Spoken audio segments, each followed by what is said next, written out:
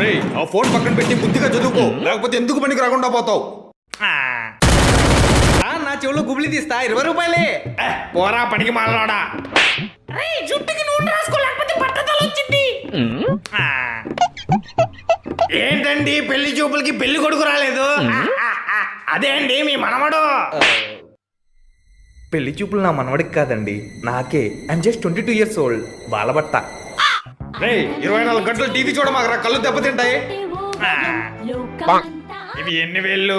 100 వేళ్ళు. 3 కళ్ళ జోళ్ళు పెట్టినా నీకు కనపడటం లేదంటే నీ కళ్ళు కాకులు. డాక్టర్ అనమాకండి డాక్టర్, ఏదో ఒకటి చేయండి డాక్టర్. కళ్ళు లేకుండా ఈ ప్రపంచాన్ని ఎలా చూడమంటారు? ముక్కుతో చూడు.